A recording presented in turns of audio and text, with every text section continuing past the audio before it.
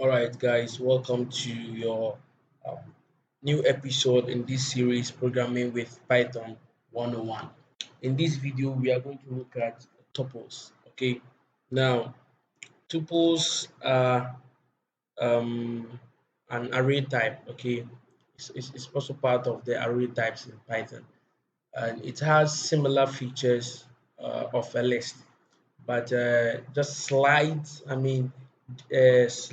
differences that um, it has with list. Now, list we say is immutable. When we say something is immutable, it means that it is not subjected to change. So whatever element you put in a tuple, you are not you are not going to be able to remove or update that particular item or whatever the values you inserted, okay, directly, but unless there is a way that I'll show you in this video. So I'm going to have the fruit guys again. So I'm going to have fruit equal to, now instead of the square bracket, we're going to use this guy, this circle one, okay, or bracket, the bracket itself. Now I'm going to have mango, then I'll have banana, I'll have orange,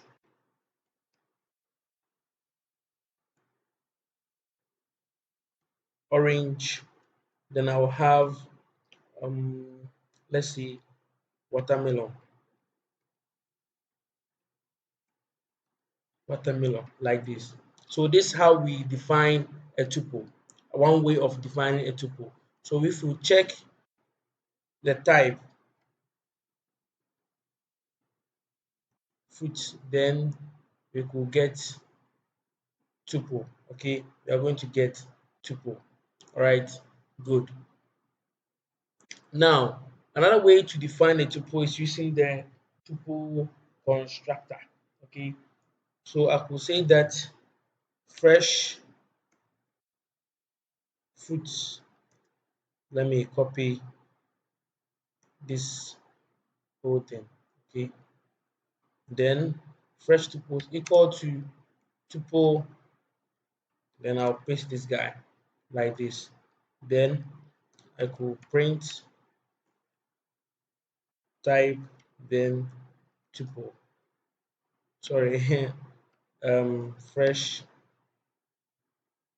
tuple. Then when I run it, I'll get another tuple. Okay, so these are the two ways of creating tuples. Now, like I said, it has almost all the features of a list, just that you cannot update a tuple. Okay, when you define it, you cannot update it. So we can also find the length of a tuple. So I could change this guy to length. Okay, find the length of the tuple, 4. So that means we have 4 elements in a tuple. Now another features of tuples are, or is that it can accept multiple data types. So I could have, let's say, new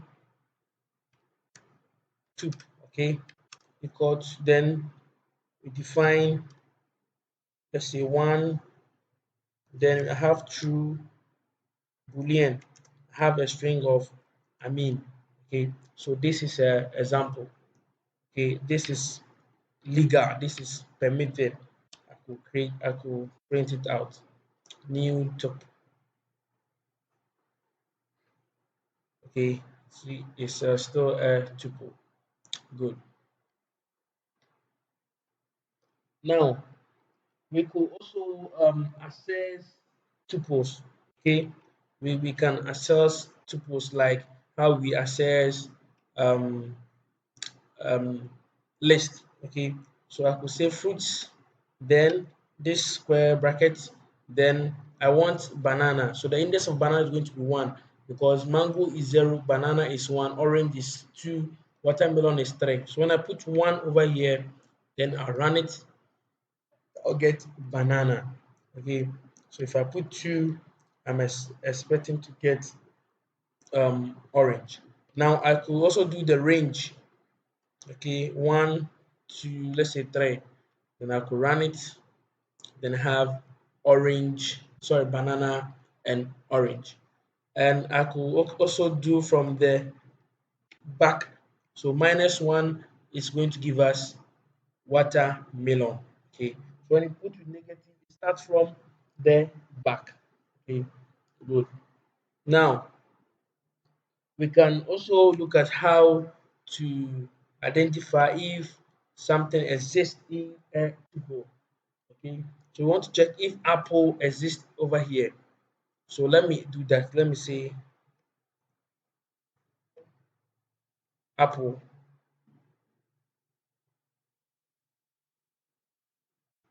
Okay.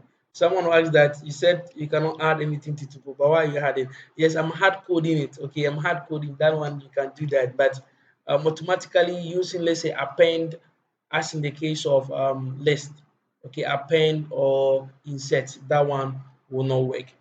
Okay, so I'm going to say that um for, okay, apple in fruit, for apple in fruit. Okay, it's not supposed to be for apple. If rather if statement. So if apple in footprint, yes, print yes. Okay, then we run it. We have our yes over there, right? So these are just repetition of things that we did. Now, if I am trying to say that print fruit, okay, dot um append. When you append something to a list, it's going to appear at the last part. So I'll scroll up. Okay, I'll scroll. Okay, I think I deleted all. All right.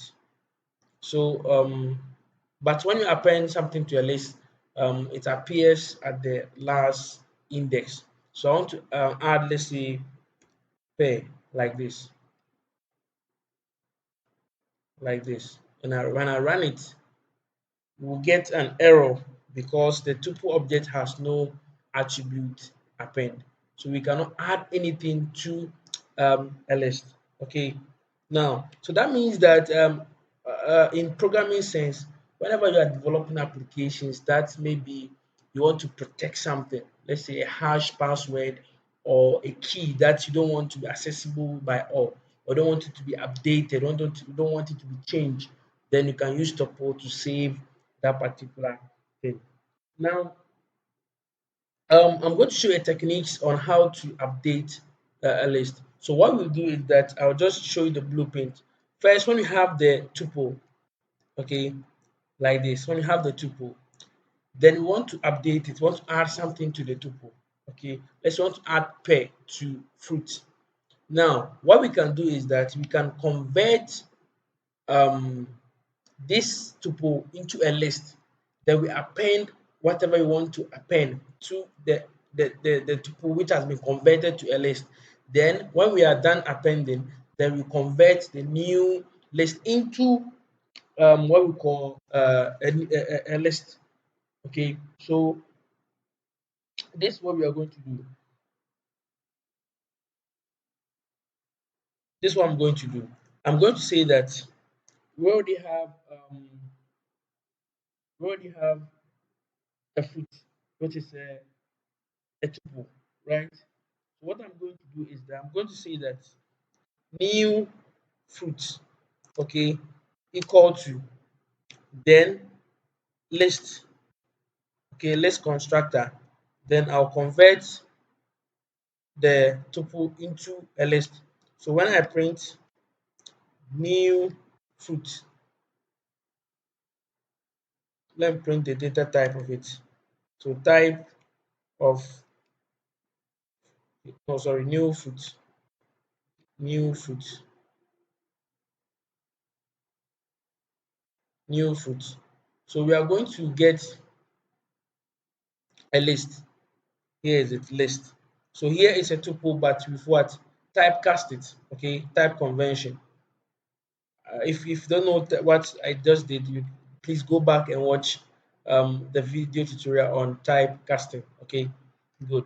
Now, when we do that, what we can do is that we can call the new fruit, then we say dot append.